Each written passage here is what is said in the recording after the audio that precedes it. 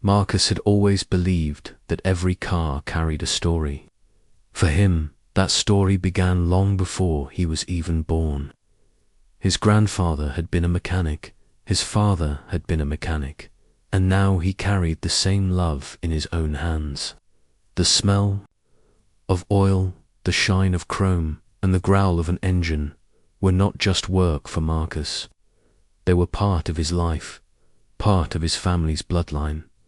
Nothing in his life symbolized that heritage more than the 1967 Camaro SS that sat proudly in his driveway. It was not just a car, it was a dream come true, a piece of history that he had brought back to life with his own two hands. For 18 months, Marcus had worked on it.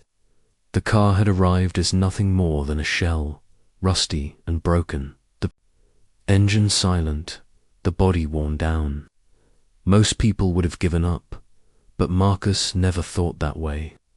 For him, restoring the Camaro was not about money or showing off. It was about respect for the craft, for his family's name, and for himself. Night after night, he worked in his garage, often with music playing low in the background and a single lamp shining down on the car. He wiped sweat from his face, rolled up his sleeves, and fixed piece after piece. He stripped the body to its frame, replaced what was ruined, polished what could be saved, and painted the car in a deep midnight black that gleamed under the moonlight. He stitched the leather seats with his own hands, making sure every detail was perfect. And when at last he turned the key and the engine roared to life, Marcus felt a surge of pride that words could never capture. That sound was not just an engine, it was victory. Neighbors often stopped to admire the car. Children pointed at it in awe, asking if it was a race car. Older men, some of them former mechanics themselves, nodded in respect, recognizing how much work had gone into saving a car like that. To Marcus, every nod, every compliment was fuel for his soul. The Camaro was not just steel and rubber, it was his proof of patience, skill, and love. But not everyone admired it. One neighbor in particular looked at the car and saw only a threat. Her name was Brenda Wilson, the president of the Homeowners Association. She was not the type of neighbor who waved from her porch or brought over cookies during the holidays. She was the type who carried a clipboard and a constant frown, the kind who measured lawns with her eyes and watched every driveway like a hawk. The HOA gave her power, and she used it as a weapon. For years she had ruled the neighborhood with petty rules and endless citations. Grass had to be trimmed exactly right, fences painted only in approved colors, trash cans pulled in by a certain hour. Most residents went along with her demands simply to avoid trouble. Marcus, however, was not someone who bowed icily when Marcus parked his Camaro in his driveway, polished and shining like a jewel. Brenda's eyes narrowed. Where he saw beauty, she saw a challenge. She began to mutter little comments whenever she passed. "That car looks too loud for this street," she would say. Or, "Are you sure it isn't lowering the property value?" Marcus ignored her at first. He had dealt with people like her before, people who lived on control and envy, but he never expected just how far Brenda was willing to go. One afternoon, while the sun glowed over the neighborhood, Marcus was wiping the dust from the Camaro's hood. That was when 2 police cars turned onto the street, lights flashing, sirens wailing before they cut out. Marcus froze, confused. He hadn't called them.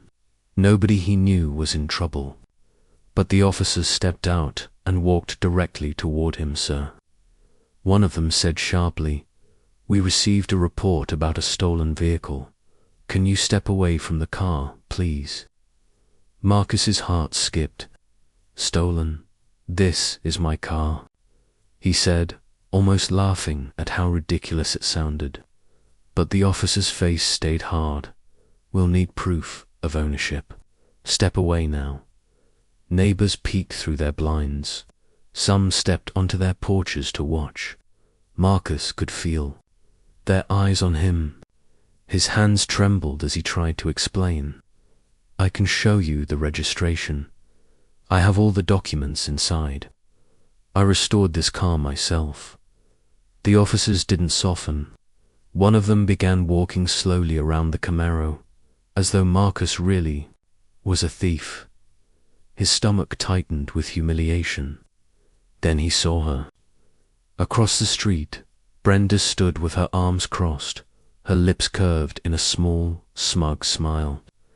It hit him like a punch. She was the one who called. Marcus hurried inside and brought out everything he had. He handed over the registration, the insurance, and even a photo album he had kept during the restoration. Page after page showed the Camaro's journey. Rusted metal, broken parts, the months of rebuilding, and finally the shining black beauty it had become. The officers flipped through the evidence, and finally, after what felt like an eternity, one of them nodded. "Looks like everything checks out." The police left, but Marcus felt no relief. The damage was done. He had been treated like a criminal, in front of his own neighbors. Some of them, embarrassed, slipped quietly back into their homes. But Brenda did not move. She stayed on her porch, smiling that same smile. And just as Marcus turned to go inside, she said loudly, "Just making sure everything around here is safe." Marcus clenched his fists, but said nothing. He knew if he exploded, it would only give her more power. But inside, the humiliation burned like fire. She had tried to paint him as a thief. She had dragged his name through the dirt. And if she had the courage to do it once, he knew she would not stop. That night, Marcus sat at his kitchen table with the Camaro visible through the window. He thought about his father, who had always told him never to back down from bullies. He thought about his grandfather, who had built his whole life fixing broken things. Brenda wasn't just a nosy neighbor. She was a threat. She had power, and she wasn't afraid to abuse it. Marcus stared at the car that meant so much to him, then whispered under his breath, "If she wants a fight, she picked the wrong man." He didn't know it yet, but the false accusation about his Camaro was only the beginning. Brenda Wilson had declared war, and Marcus, armed with patience, proof, and a burning sense of justice, was about to face the fight of his life. Brenda's false call to the police should have been the end of it. Marcus hoped, deep inside, that maybe she had gotten whatever satisfaction she needed out of that stunt.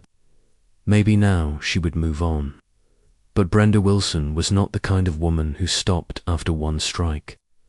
For her, control was like a hunger, and humiliating Marcus had only fed it. The very next week, Marcus found a bright yellow notice taped to his front door. It was an HOA violation. According to the paper, his lawn was not maintained to community standards. Marcus laughed out loud when he read it. His grass was short, neat, and perfectly green. He had cut it only 3 days before. He tossed the notice in the trash and thought nothing of it. 2 days later, another paper appeared. This time it claimed his trash bins were left on the curb too long after collection day. That was impossible. He had rolled them in the evening after the truck came, just as he always did. Once again, he crumpled the notice and threw it away. But Brenda didn't stop. Each week brought something new. A citation for a crack in the driveway that didn't exist. A warning about unapproved modifications to his property, which turned out to be the Camaro parked in the driveway. Every piece of paper carried her signature. Marcus realized quickly that this was not about rules at all. This was personal. She had chosen him as her target, and she was going to keep pushing until he broke. At first, Marcus tried to ignore it. He had learned from his father that not every fight was worth picking, but the constant harassment wore on him. He began to dread checking his front door, knowing another notice would probably be waiting. He found himself sleeping less, his mind turning over every possible way Brenda might attack him next. The car that once brought him joy now felt like a magnet for trouble. Some nights, Marcus would sit on his porch just to breathe in the night air and clear his head. That was when he noticed Brenda's shadow. She would walk her dog past his house at odd hours, pausing longer than needed. Her eyes fixed on the Camaro. Sometimes she would even stop and take pictures with her phone. It wasn't subtle. It was intimidation. She wanted him to see her watching. One evening, Marcus was adjusting something in the garage when he noticed the red light of a camera reflecting in the distance. Brenda had mounted a small security camera on the corner of her property, angled directly at his driveway. He stood there, staring at it for a long time. She was now recording his every move. Marcus's friends began to notice the toll it was taking on him. A neighbor named Daniel, who lived 3 houses down, stopped by one afternoon. "Man, what's going on with Brenda? I've seen her hanging around here a lot." Marcus sighed. "She's been filing fake violations, calling the cops, even set up a camera pointed right at me. I don't know what she's trying to prove." Daniel shook his head. "She's always been power hungry, but this is something else." It helped a little to know that others saw what was happening, but Brenda seemed to grow bolder with every passing day. Soon, she wasn't only writing violations, she started making more calls. Twice, Marcus had police officers at his door, responding to Brenda's reports about loud noises or suspicious activity. Each time, the officers left, shaking their heads, realizing there was no problem. But Marcus could see it in their eyes. Tooth, unspoken question. Why would your neighbor lie about this? That silent doubt was exactly what Brenda wanted. She didn't need to prove Marcus guilty of anything. All she needed was to stain his reputation, to make him look like trouble. One night, Marcus sat at his kitchen table with his head in his hands. His Camaro was still there, gleaming under the porch light, but he could barely enjoy looking at it anymore. The joy it had once given him was being drowned out by Brenda's endless war. He asked himself the question that had been haunting him for weeks. Why me? He wasn't loud. He wasn't messy. He didn't cause problems. All he did was live his life and restore a car. But Brenda had locked her sights on him as if he were her greatest enemy. Marcus knew then that ignoring her would not work. She wasn't going to stop. If anything, his silence was feeding her, making her think she was winning. He had 2 choices: let her drive him into the ground or fight back. The decision came to him slowly, but once it settled in his chest, it felt solid as steel. If Brenda wanted to play dirty, Marcus would play smart. The first step was protection. The very next day, Marcus bought high-definition security cameras and installed them around his house. One watched the driveway, another the front door, and another the side of the garage. Every camera uploaded footage straight to the cloud, where Brenda could never touch it. He wasn't just defending himself anymore, he was building evidence. The change in him was almost immediate. Instead of lying awake worrying, Marcus now felt a sense of control.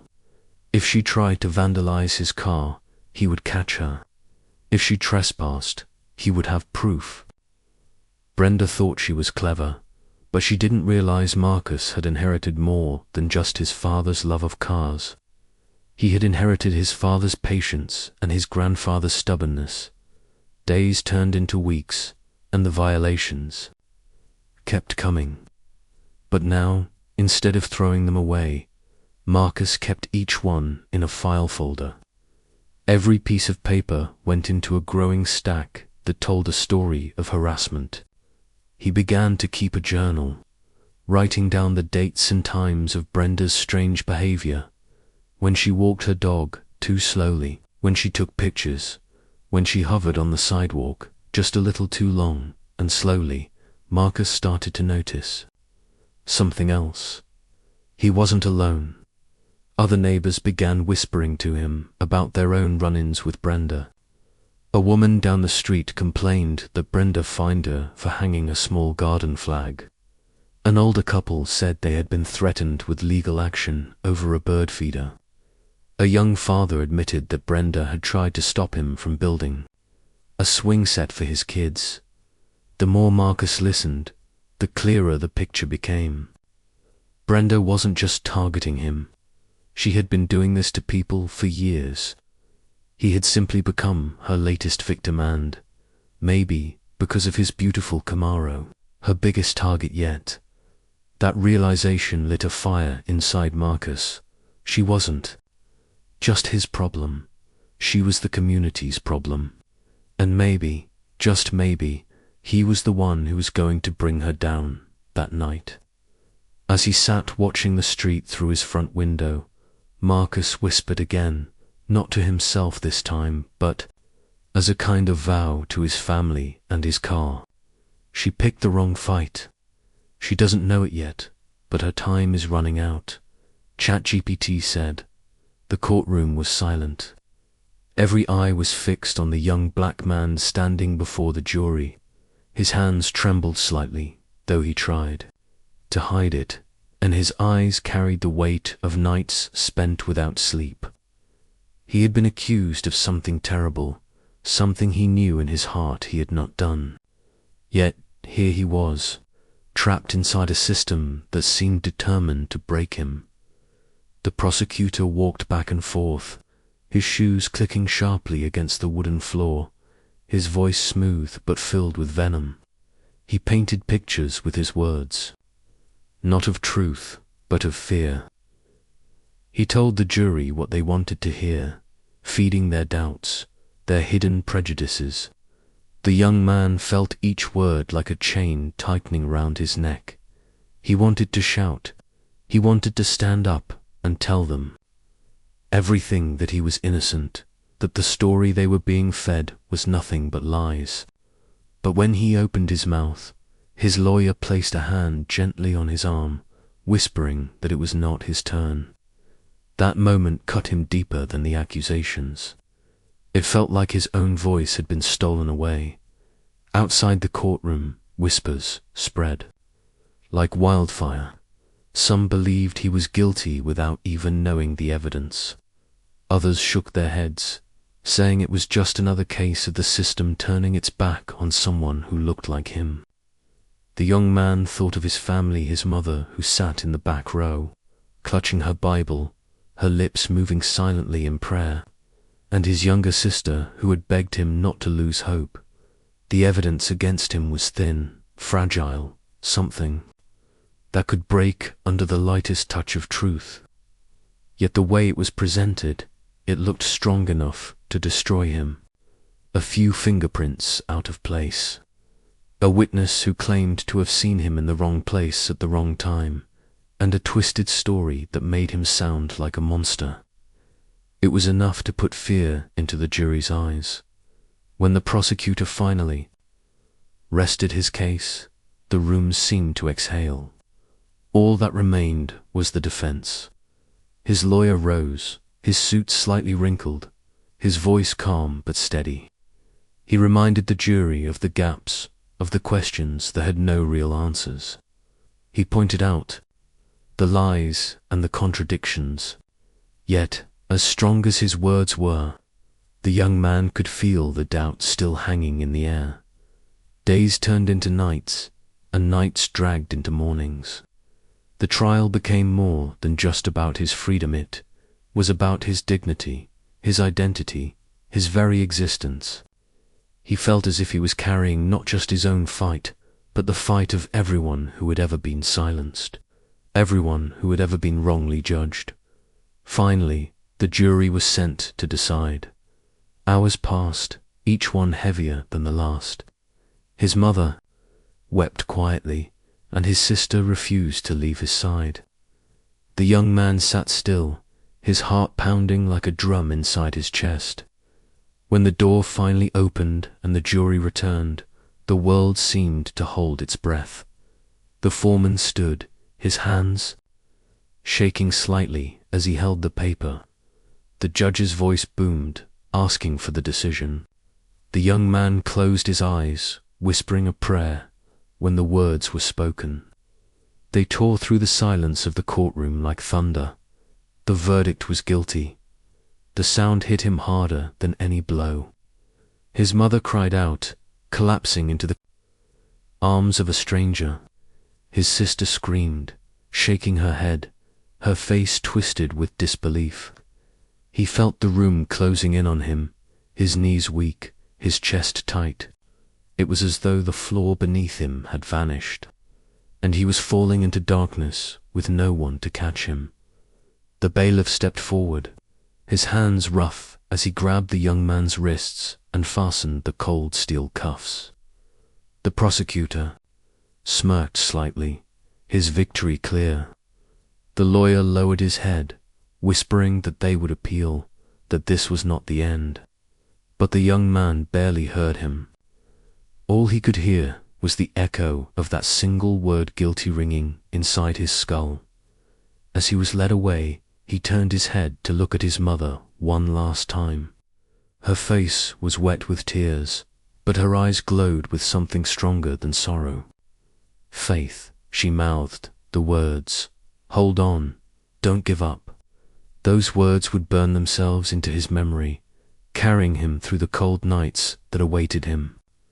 He had lost this battle, but somewhere deep inside, he knew the war was not over. The news about Tank's suspension spread like wildfire.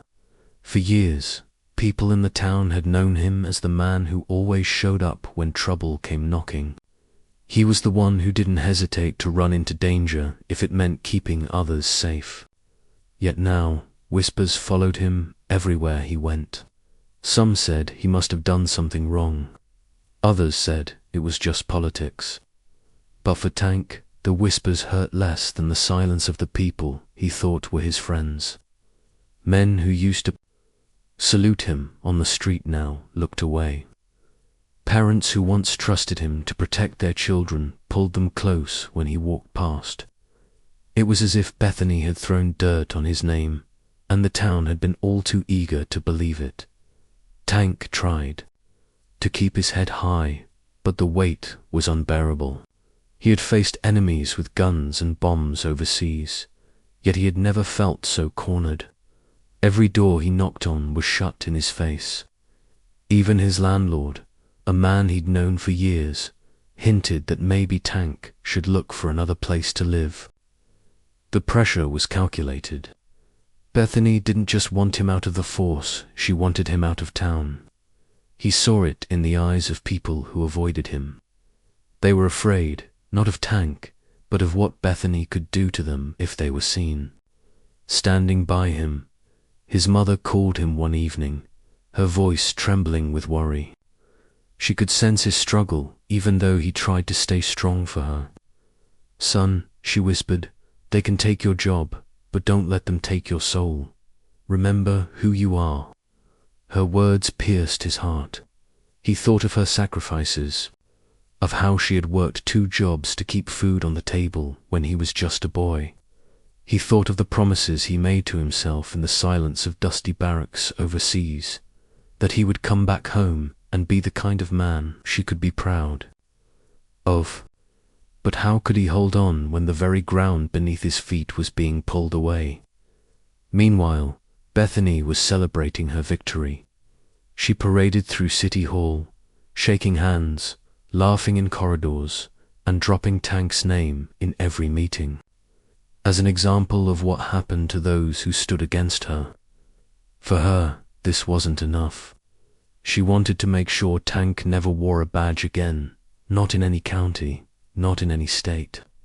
She pushed her influence further, calling in favors from state officials, leaking rumors to reporters, and twisting stories until Tank's name became synonymous with disgrace. Yet deep down, her hatred was personal. Tank had seen her without the mask. He had glimpsed her corruption, her dealings with men who whispered, promises of money and power behind closed doors. He was dangerous not because of what he had done, but because of what he knew. Tank's nights became restless. Sleep eluded him as memories of Iraq flooded back. The sound of gunfire, the faces of friends he had lost, the weight of commands he had to follow, all mixed with the betrayal he now faced at home. The war abroad had been brutal, but at least there the enemy was clear. Here the enemy wore smiles, handshakes, and polished shoes. It gnawed at his spirit, leaving him torn between anger and despair. Sometimes he thought of leaving, packing up his few belongings, and starting over somewhere no one knew his name. But every time that thought crossed his mind, his mother's voice echoed inside him, telling him that running would mean letting them win. One evening, as the sun dipped below the horizon and painted the sky in shades of fire, Tank sat on the steps outside his small apartment. A neighbor, an old veteran named Mr. Harris, shuffled over with his cane. He sat beside Tank without saying a word for a long while. Finally, he looked at him and said, "You remind me of myself, years ago. They broke me once too, son. Took my stripes, dragged my name through the mud. I thought it was the end. But let me tell you something. The system may bend you, but it only breaks you if you let it. And you ain't the type to break." Tank stared at him, surprised by the old man's words. Mr. Harris patted his shoulder and walked back slowly, leaving Tank with a glimmer of strength he hadn't felt in weeks. The next morning, Tank made a decision. If Bethany wanted him silent, he would speak louder. If she wanted him invisible, he would make himself seen. He started writing down everything he knew, every suspicious deal he had seen her make, every policy she had twisted for her own gain, every whisper he had overheard in the shadows of City Hall. It was dangerous, and he knew it. Bethany had the power to crush people without a trace, but Tank also knew the truth was his weapon. And though his name was stained now, the truth had a way of shining even through the darkest lies. As days turned into weeks, Tank began reaching out quietly to people who had also been wronged by Bethany. At first, no one wanted to speak.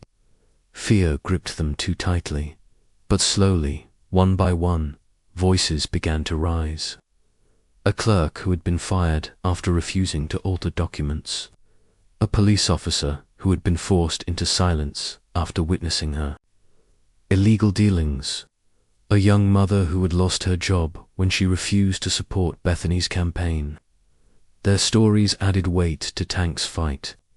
He wasn't alone anymore. Together, they began building something fragile yet powerful, a movement that could stand against her storm. Bethany, however, was watching. She had eyes everywhere, and it didn't take long before word of Tank's quiet efforts reached her. Her smile faded. The idea that Tank still had fight left in him infuriated her. She doubled her efforts, using every tool of intimidation at her disposal. Anonymous letters slipped under his door, threatening his life.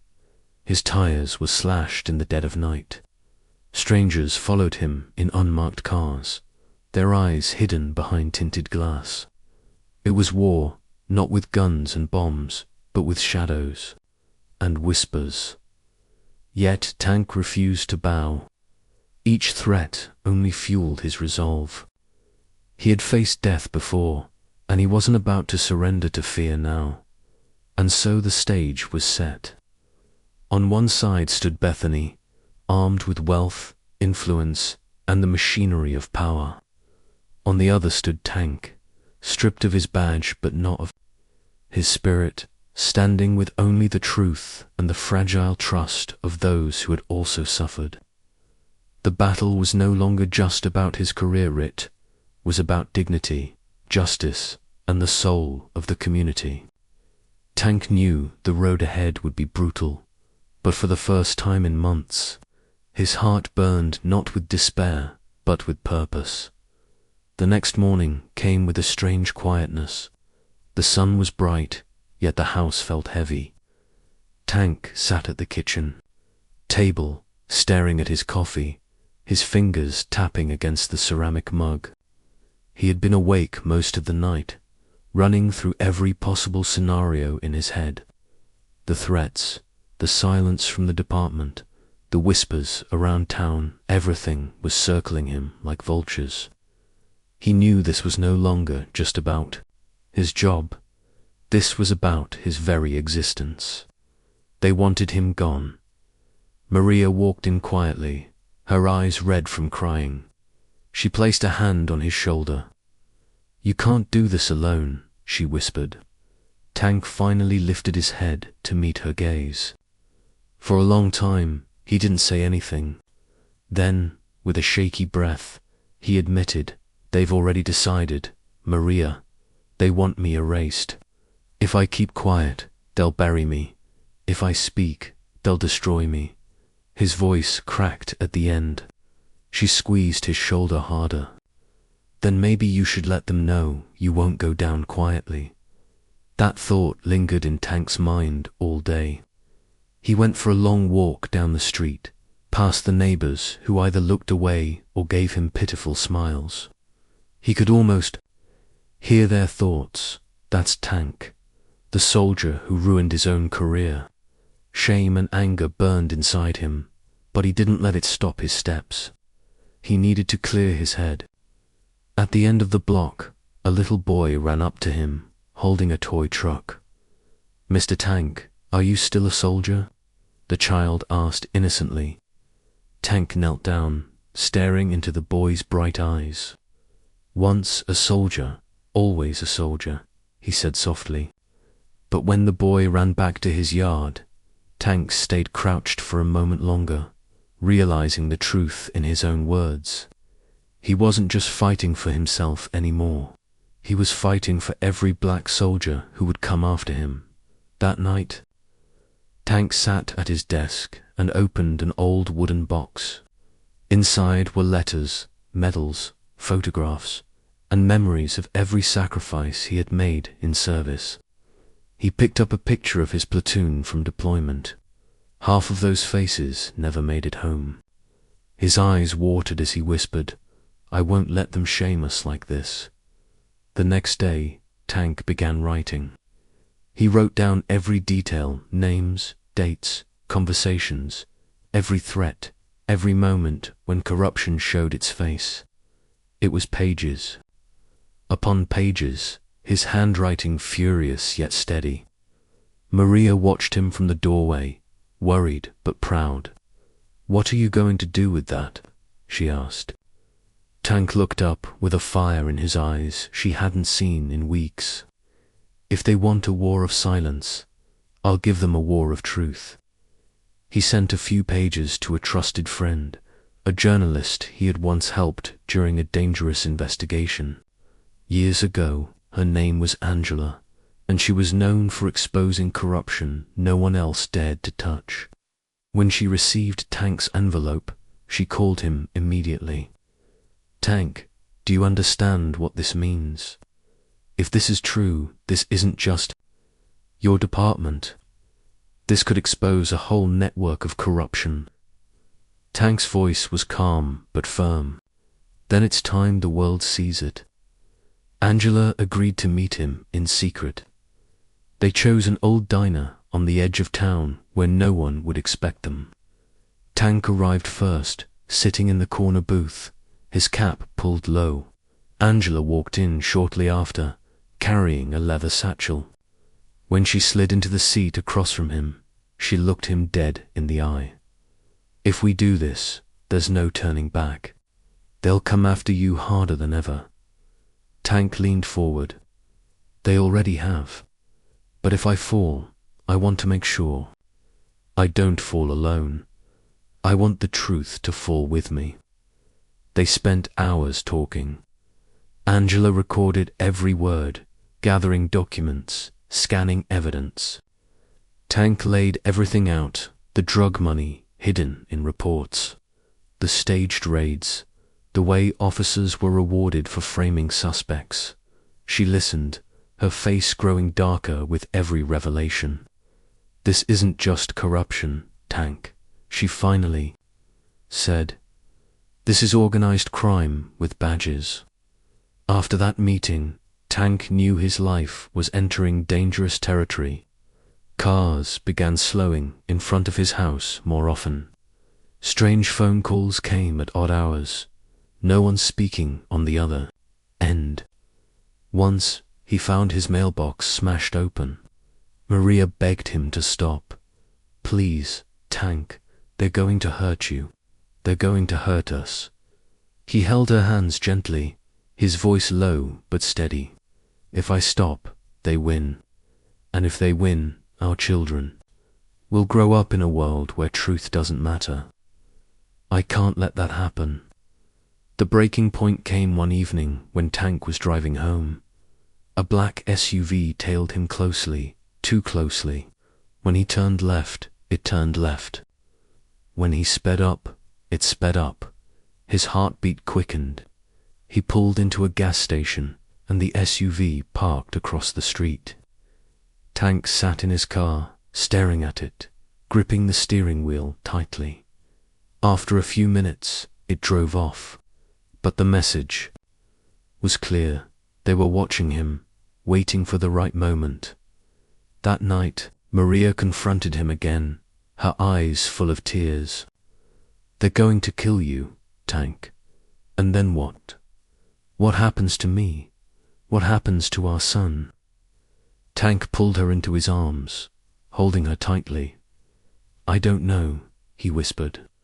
But I know one thing, they will not erase the truth. Not while I'm still breathing.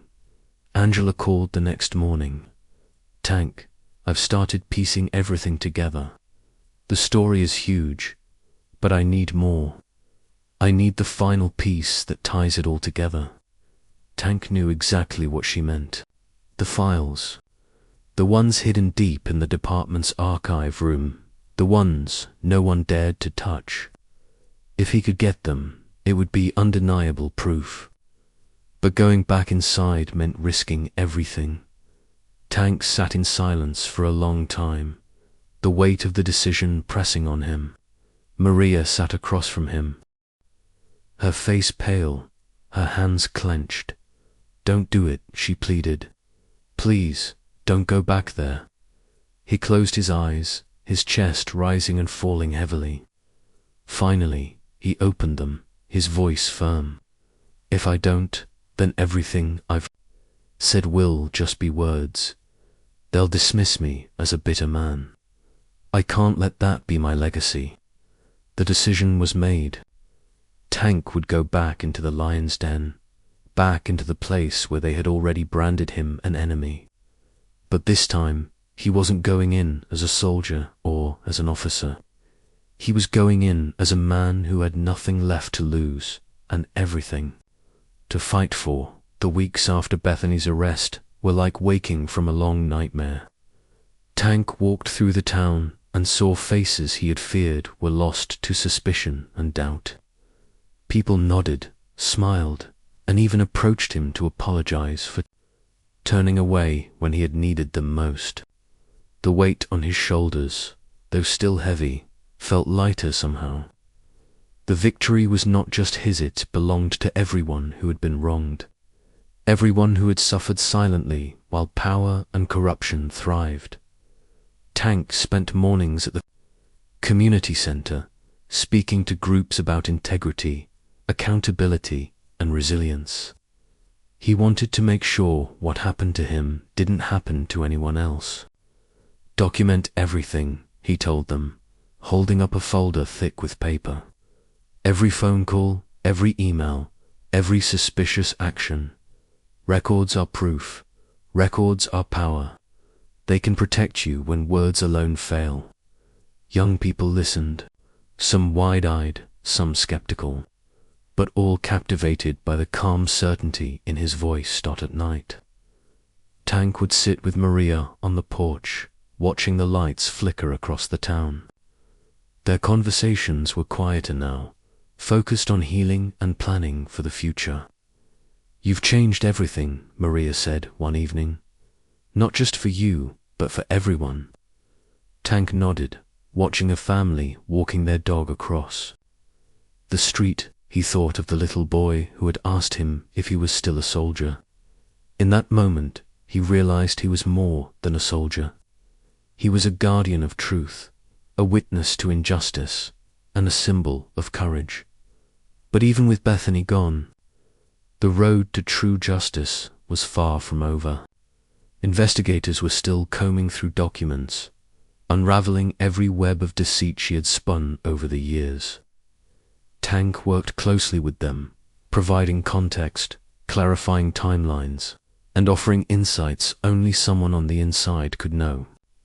Each day, new revelations came to light: embezzlement, bribery, evidence, tampering, and intimidation of colleagues who had dared to question her. Every detail strengthened the case, ensuring she would not escape accountability. Tank also reached out to others who had been quietly harmed by Bethany's schemes. Many were hesitant, afraid of retaliation, but the fall of someone so powerful gave them courage. He listened to their stories, documented their experiences, and helped them present evidence in ways that could not be ignored. Slowly, a pattern emerged, showing a long history of abuse, corruption, and manipulation. Tank realized that what had happened to him was not an isolated case. It was part of a systemic problem that needed exposure and reform. The media coverage intensified. Local newspapers, television stations, and social media platforms reported on the investigation, highlighting Tank's courage and the corruption that had plagued the town. His story inspired others, and letters of support arrived from across the country. People shared their own experiences with abuse of power, asking for guidance, expressing solidarity, and thanking him for showing that one person could make a difference. Tank read each message, feeling both the burden of responsibility and the power of collective hope. At home, Maria noticed the change in him. The anxiety that had haunted his nights had been replaced by a focused determination. Yet she also saw the fatigue in his eyes, the tension in his shoulders. "You've carried so much," she said softly. "You need to rest too." Tank smiled faintly, appreciating her concern. "I will, soon. But right now, there's still work to do. People are counting on me." One afternoon, as Tank reviewed financial records with a forensic accountant, a realization hit him. Bethany's corruption had been enabled not just by her ambition, but by the silence and compliance of those around her. Many had suspected, many had seen the signs, but fear or self-interest had kept them quiet. Tank understood then that fighting corruption required more than courage. It required community, solidarity, and accountability at every level. Inspired by this, Tank began organizing workshops for local officials, homeowners, and community leaders. He taught them how to recognize signs of abuse, how to document misconduct, and how to protect themselves legally and ethically. Slowly, the culture of fear began to shift. Neighbors who had once been suspicious of one another started collaborating. Meetings became forums for transparency instead of tools for intimidation. Tank watched this transformation with quiet satisfaction.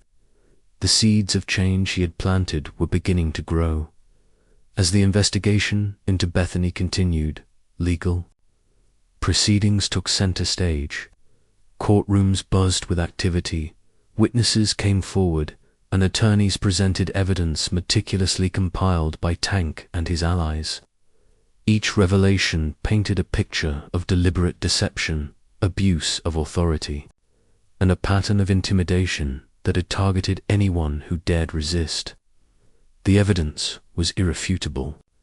For the first time, the community saw not just one person's fight, but a collective struggle against systemic corruption. Tank's personal life, too, found some balance.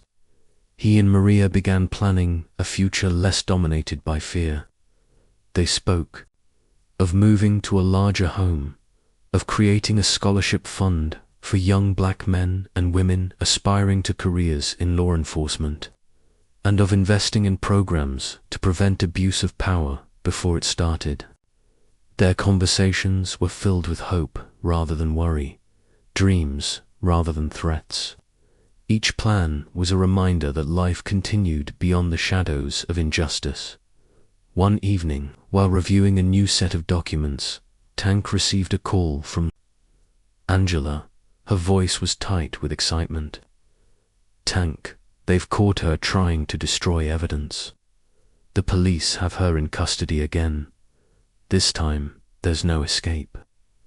Tank felt a rush of relief wash over him. After months of meticulous work, months of threats, and months of silence, justice was finally closing in. Bethany's empire of fear was collapsing brick by brick. The next day, as the town gathered outside the courthouse, Tank stood with his supporters. Cameras clicked, microphones recorded, and reporters scribbled notes furiously. Bethany appeared, handcuffed, escorted by officers who no longer flinched at her presence. The courtroom erupted in whispers, eyes wide with disbelief. For years, she had wielded power without consequence. Today, that power had evaporated. Inside, the trial was swift but thorough. Evidence compiled by Tank, corroborated by witnesses, and analyzed by experts painted an undeniable picture of corruption and abuse. Every lie she had told unraveled, every attempt to intimidate witnesses failed, and every act of embezzlement was exposed. By the end, the judge handed down a sentence that sent a clear message: abuse of power, no matter how small or local, would not be tolerated. Tank left the courthouse that day feeling a mixture of exhaustion and triumph. His victory was not just personal, it was communal. The town that had once been silenced by fear now had a voice. People approached him with gratitude, tears, and apologies. He had been through the storm and emerged not only unbroken, but stronger. That night, Tank sat on his porch with Maria, looking out at the lights of the town. There was still work to do, lessons to teach, and programs to build, but the worst was behind them. He felt a sense of peace, knowing that he had stood firm, documented the truth, and empowered others to do the same. "We've changed things," Maria said softly. "We really have." Tank nodded, thinking of the countless people whose lives would now be safer, freer, and more just because of the courage to confront corruption. In the weeks that followed, the town embraced a new era of transparency. Policies were rewritten, community oversight committees were formed, and education programs about ethical leadership and accountability were implemented. Tank became a mentor and a symbol of integrity, guiding others who faced similar battles, showing them that fear could be confronted, truth could be defended, and justice could prevail. Tank knew this journey had changed him forever. He had faced betrayal, threats, and isolation, yet he had never surrendered. Through patience, courage, and careful documentation, he had transformed a personal struggle into a movement of accountability and hope. And as he watched the community grow stronger, more united, and more just. He understood that true victory was never about revenge, was about creating a legacy that empowered others to stand firm against corruption, injustice, and fear. The weeks following Bethany's final sentencing brought a sense of relief to the town that had been under the shadow of fear for so long. Tank walked through streets that now seemed lighter, freer, and brighter.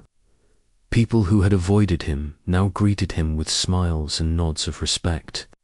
Parents allowed their children to wave at him without hesitation. The small shops he had once passed with wary eyes now seemed to flourish again, no longer stifled by the oppressive influence of one person's greed. Tank felt a quiet pride. The community had endured, and it was beginning to heal. But Tank's work was far from over. The lessons he had learned during his struggle could not be left to memory alone. They needed to be passed on. He began holding workshops in the community center, teaching residents how to recognize and prevent corruption at the local level. He demonstrated simple but powerful strategies: how to document incidents carefully, how to preserve evidence, and how to build coalitions with trustworthy neighbors. Every session was filled with people eager to learn, some with tears in their eyes, others with determination burning in their hearts.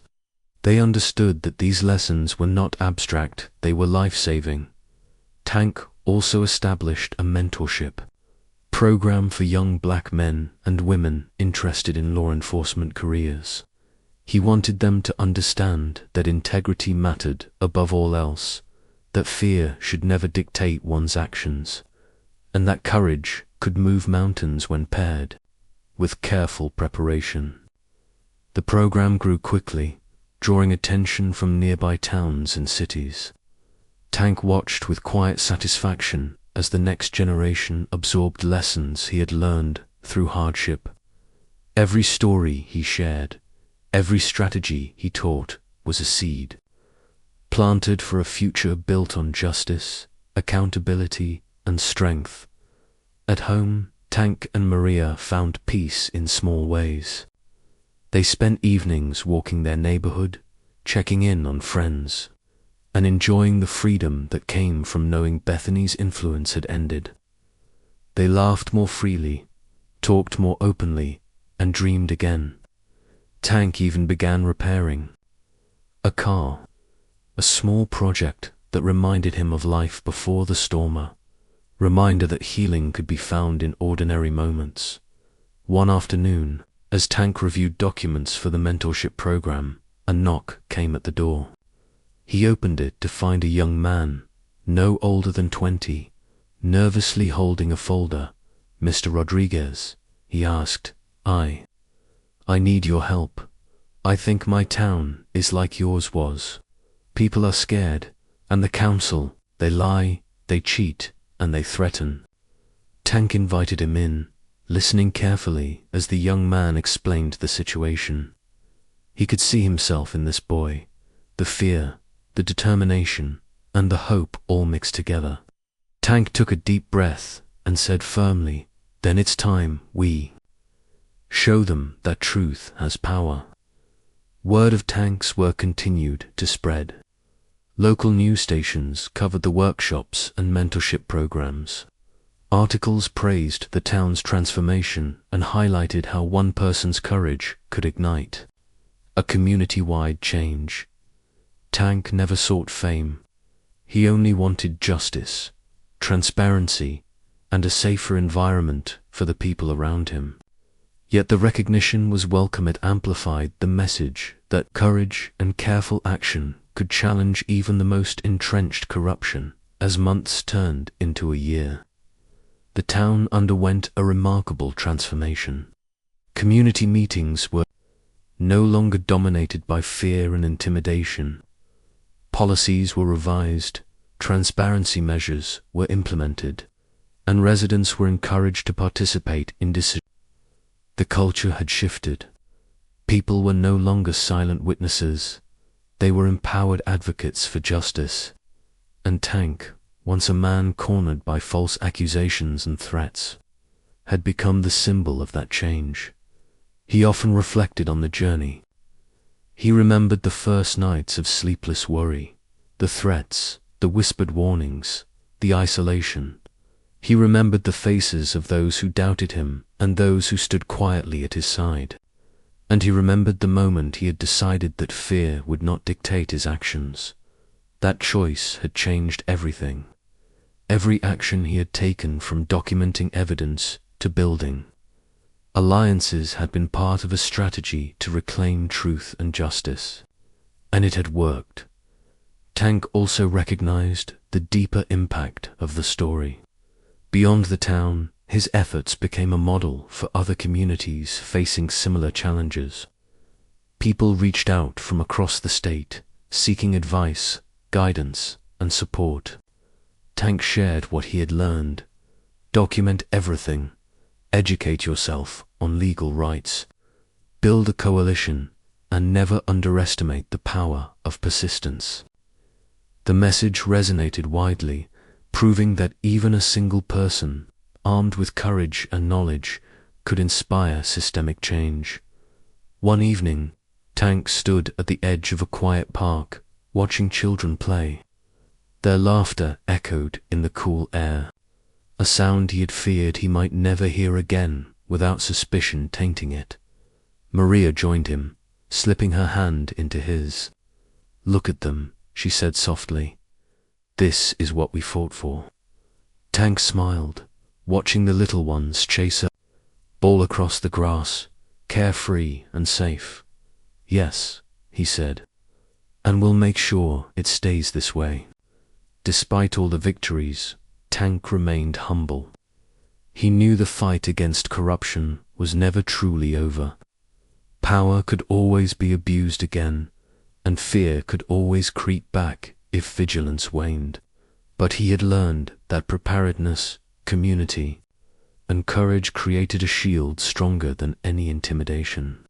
And he carried that knowledge forward, ready to teach, protect, and inspire whenever the need arose. In the evenings, Tank often revisited the small wooden box of memories from his military days. Photos of comrades lost, letters from his mother, medals, and documents all reminded him of the journey, both the struggles overseas and the battles at home. Every item told a story, and every story reinforced a single truth. Courage without action accomplishes nothing, but action with courage can change the world. The town continued to thrive. Property values rose, not just because of economic factors, but because trust had returned. Neighbors no longer feared one another. Instead, they collaborated to ensure fairness and accountability. The community center became a hub of education, empowerment, and civic engagement, all inspired by the efforts of a man who refused to bow to injustice. Tank's story became a symbol, a testament to resilience. It showed that even when the system seems stacked against you, when threats and lies surround you, standing firm in truth can prevail. He had faced the worst of human fear and manipulation, yet emerged stronger, wiser, and more determined to protect others. The name Tank Rodriguez became synonymous not with controversy or scandal, but with courage, integrity, and the transformative power of standing up for what is right. And as the sun set each evening, casting a golden glow over the town, Tank would often pause on his porch, watching the world continue peacefully. He knew there would always be challenges, always be battles to fight. But for the first time in years, he felt an enduring sense of hope. Hope not just for himself, but for every person who had been silenced, threatened, or doubted. Through courage, documentation, and community, change was possible, and Tank had proven it. The fight against corruption, abuse, and fear was ongoing, but Tank Rodriguez had shown the way. One man, armed with truth and supported by a community, unwilling to be silenced, could turn the tide. His story would inspire countless others, proving that even in the darkest times, courage, preparation, and unity could light a path toward justice and lasting change.